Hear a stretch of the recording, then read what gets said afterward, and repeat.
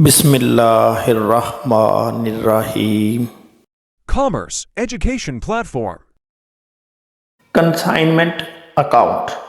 Company जिस शहर में अपना बिजनेस स्टार्ट करती है, अगर उस शहर में उसका कारोबार अच्छी तरह चल जाए तो फिर उसका नेक्स्ट टारगेट ये होता है कि उसका कारोबार दूसरे शहरों में भी फैले।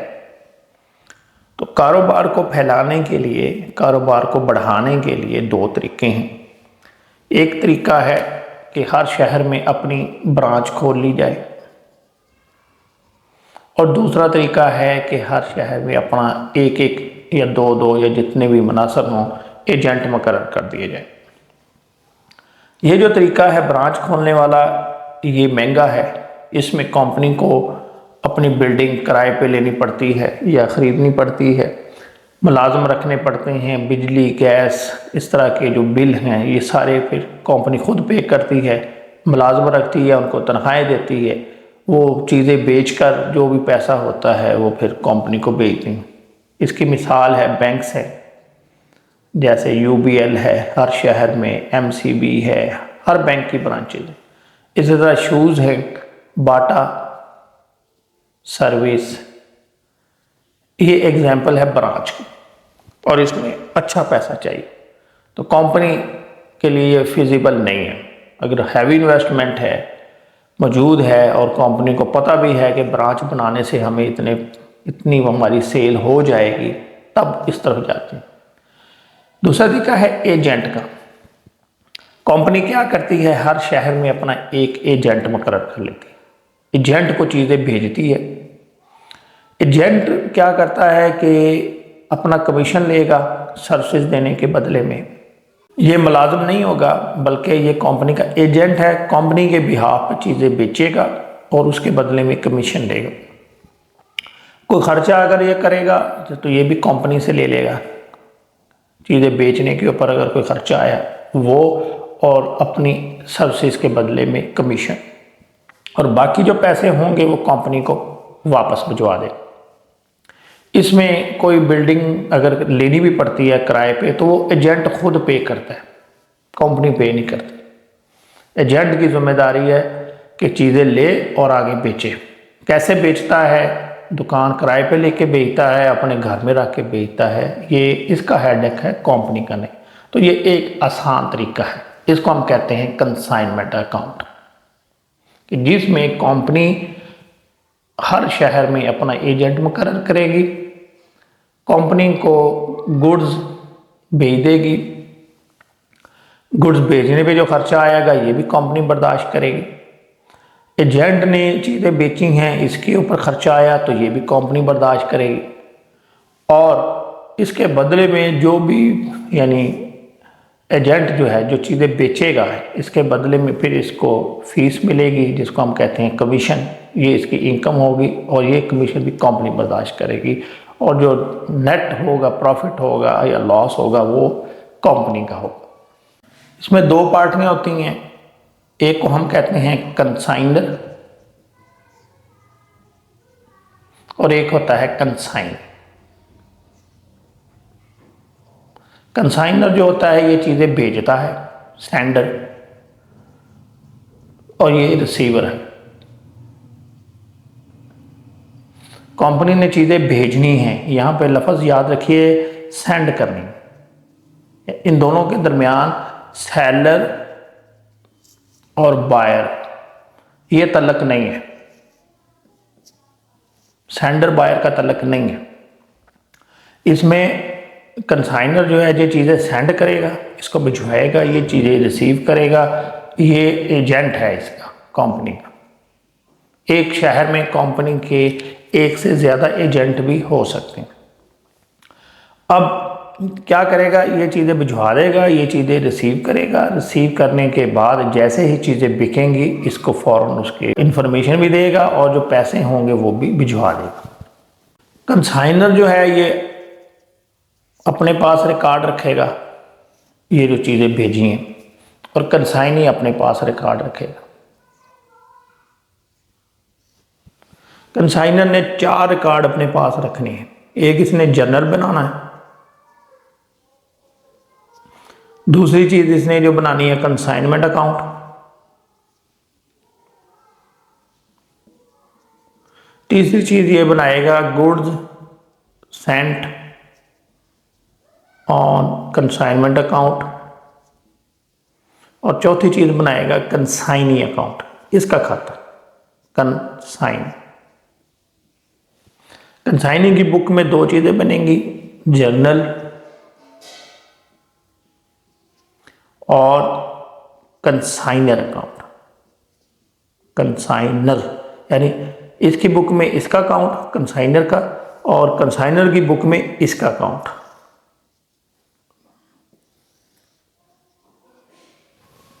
अभी हम सबसे पहले देखते हैं कंसाइनर बुक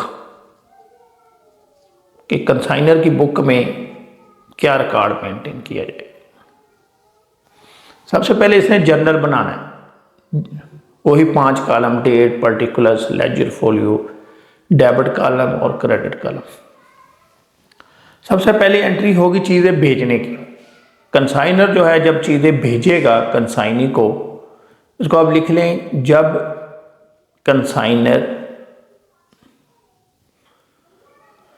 गुड्स भेजेगा, इसने लिखना है कंसाइनमेंट अकाउंट डेबिट,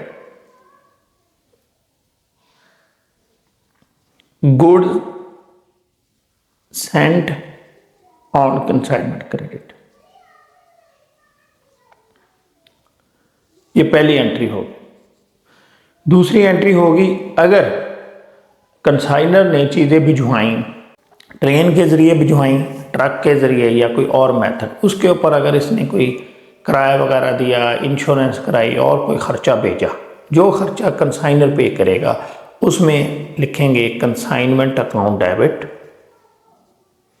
और कैश क्रेडिट। दो एंट्री होगी। तीसरी एंट्री, अब क्या होगा कि कंसाइनी ने जब चीज़ें रिसीव कर लेनी है, जब वो बताएगा इसको कंसाइनर को कि इतनी चीज़ें बिक गई हैं, तो ये क्या करेगा, उसका नाम डेबिट कर देगा। यहाँ देखिए अभी यहाँ उसका नाम नहीं आया, उसकी वजह यह है कि चीज़ें बिकी नहीं हैं, भेजी हैं, सेंड की, भेजी हैं चीज़ें, तो उस वक्त नाम आपने उसका डेबिट नहीं करना। अब यहाँ पर कंसाइनी का नाम डेबिट कर, कंसाइनी अकाउंट डेबिट और कंसाइनमेंट अकाउंट क्रेडिट। अब अगर उसने बताया एक कागज़ भेजेगा जिसको हम पढ़ेंगे आगे जाकर, अकाउंट सेल्स, ये एक स्टेटमेंट भिजवाएगा, इसके ऊपर लिखा होता है कि इतनी चीज़ें मैंने बेच दी, इतना मैंने खर्चा किया, इतना मेरा कमीशन बनता है और इतनी चीज़ें बच गई। ये क्योंकि ज़रूरी नहीं है कि सारी चीज़ें बिक जाएं, वो जितनी चीज़ें बिकती हैं महीने के बाद, 15 दिन के बाद उसका रिकॉर्ड भेजता रहता है, पैसे भेजता रहता है, रिकॉर्ड भेजता रहता है। इसको हम कहते हैं अकाउंट सेल्स, जिसके ऊपर पूरी तफसील लिखी होती है। अब उसके ऊपर लिखा हुआ है कि कंसाइनी ने कुछ खर्चे पे किए, अब ये खर्चे इसने बर्दाश्त करने, ठीक है, तो ये लिखेगा कंसाइनमेंट अकाउंट डेबिट।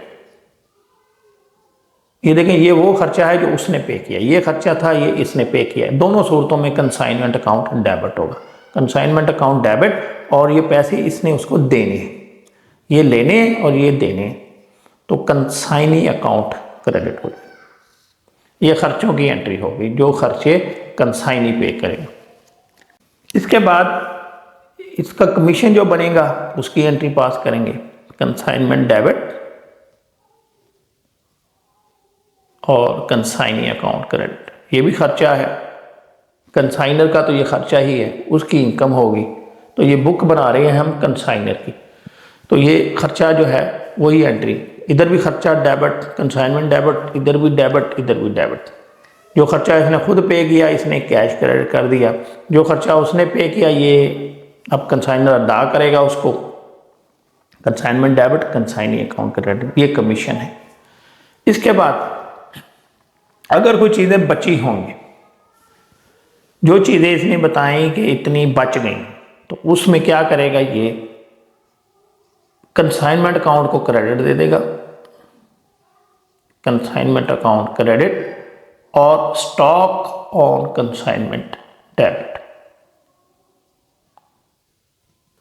उसी तरह ही है जैसे आप ट्रेडिंग अकाउंट को ज़हन में ले आए, पहले सेल लिखी जाती है क्रेडिट साइड पे, उसके नीचे स्टॉक, तो ये भी इधर ही आ जाएगा। जब आप कंसाइनमेंट अकाउंट बनाएंगे तो आपको ये चीज़ नज़र आ जाएगी, stock on consignment debit, consignment credit.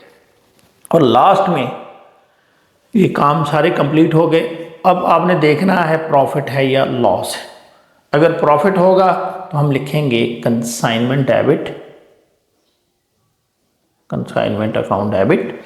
और ये जो प्रॉफिट है ये एक एजेंट का है। जब कंपनी अपना main profit and loss account बनाएगी तो ये सारे उसमें मर्ज हो जाते हैं, एक एजेंट है। अब पाकिस्तान में अगर सपोज कितनी ब्रांचेस होंगी किसी कंपनी की, कितने एजेंट होंगे, तो सबका एक इकट्ठा प्रॉफिट एंड लॉस अकाउंट बनता है। तो ये इन्होंने जो प्रॉफिट है ये ट्रांसफ़र कर देना है consignment account debit, general profit and loss account credit. ये एंट्री आप पास करें। और अगर लॉस हो जाए तो फिर आपने इसी एंट्री को रिवर्स कर देना है, यानी general profit and loss account debit हो जाएगा और कंसाइनमेंट क्रेडिट हो जाएगा। यानी इन दोनों में से एक एंट्री होगी, या प्रॉफिट होगा या लॉस होगा, तो करेंगे। इसके बाद अगर कोई पैसे भेजता है, कई दफ़ा एडवांस भेजेगा, कंसाइनी जो है वो कंसाइनर को अगर एडवांस देता है या इसके साथ पैसे भिजवाता है, तो ये हम एंट्री पास करेंगे कैश डेबिट, और कंसाइनी का जो नाम है वो क्रेडिट कर देंगे, consignee name.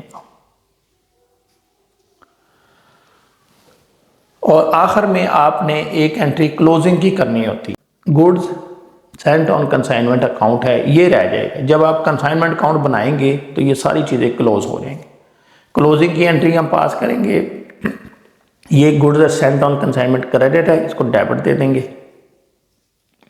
Goods Saint on consignment account debit, और ट्रेडिंग अकाउंट को क्रेडिट दे देंगे। तो ये अकाउंट भी क्लोज हो जाएगा, हर चीज़ क्लोज हो जाएगी। कंसाइनमेंट अकाउंट क्लोज हो जाएगा, ये क्लोज हो गया।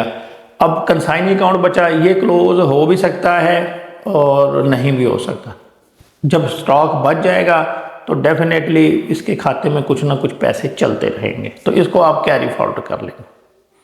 अगर महीने के एंड में सारा कुछ बिक गया तो फिर क्लोज हो जाएगा, ज़ीरो, उसने सारे पैसे भिजवा दिए, जो बनते थे सारे भिजवा दिए, तो इसका ज़ीरो बैलेंस आ जाएगा।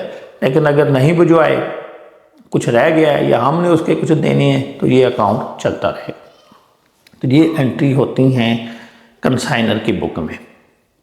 ठीक है, एक दो एंट्रीज आएंगी, वो जब हम क्वेश्चन करेंगे उसमें देख लेंगे, नॉर्मल लॉस और एबनॉर्मल लॉस। नॉर्मल सिचुएशन में यही एंट्री पास की जाती हैं कंसाइनर की बुक में। अब हम देखते हैं दूसरी बुक, कंसाइनी बुक, कि कंसाइनी की बुक में कैसे एंट्री करेंगे। ये जर्नल बनाएगा, उसमें जब चीज़ें इसने रिसीव की कोई एंट्री पास नहीं करेंगे। ये एंट्री उस वक्त स्टार्ट करेगा जब ये चीज़ें बेचेगा। नहीं, कंसाइनी की बुक में एंट्री कब स्टार्ट होगी, जब चीज़ें बिकेंगी, क्योंकि इसने जब चीज़ें बेच देनी है, पैसे आ जाने हैं, फिर इसकी लायबिलिटी स्टार्ट होगी। ये पैसे इसके अपने नहीं हैं, किसी के हैं। तो ये एंट्री पास करेगा कैश डेबिट, जब चीज़ें बिकेंगी, सेल होगी, कैश डेबिट, जितना भी कैश है। अब ये कैश इसका अपना नहीं है, ये इसने देना है, किसको देना है, कंसाइनर को। Cash account debit, consignor account credit, ये पहली एंट्री होगी चीज़ें बिकने के वक्त। अब इसने अगर को खर्चा पे किया खुद, तो ये खर्चा इसने उससे मांगना है कंसाइनर से, तो ये लिखेगा consignor account debit, cash credit. ये दूसरी एंट्री होगी खर्चे की। तीसरी एंट्री इसने करनी है अपने कमीशन की, कमीशन इसकी इनकम है, ये इसने लेने हैं इससे कंसाइनर से, तो ये लिखेगा consignor account debit, consignor account debit और commission income credit.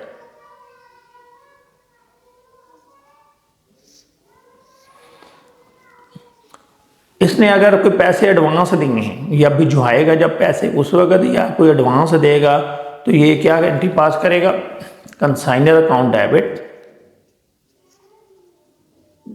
Cash credit, ये एंट्री हो जाएगी कि पैसे भेजने की, एडवांस भेजे तब भी और अगर ये चीज़ें भेजने के बाद भेजे तब भी यही एंट्री पास होगी। कंसाइनी की बुक में यही एंट्री होंगी, ज़्यादा एंट्री होती हैं कंसाइनर की बुक में। इसने तो सिर्फ पैसे आने हैं भेज देने हैं, चीज़ें बेचनी है पैसे आएंगे भेज देगा, बस यहीं तक ही इसका महदूद रहेगा। इसने अपने पास कंसाइनर अकाउंट मेंटेन करना है जिसमें ये पैसों का हिसाब रखेगा कि मैंने कितने पैसे भेज दिए, कितने पैसे मेरे पास हैं, कितने मैंने देने हैं, कितने मैंने लेने। तो ये आपके दोनों जो पार्टी हैं कंसाइनर और कंसाइनी, इन दोनों की बुक के हवाले से आपको बता दिया। नेक्स्ट लेक्चर में हम क्वेश्चन स्टार्ट करेंगे इंशाल्लाह।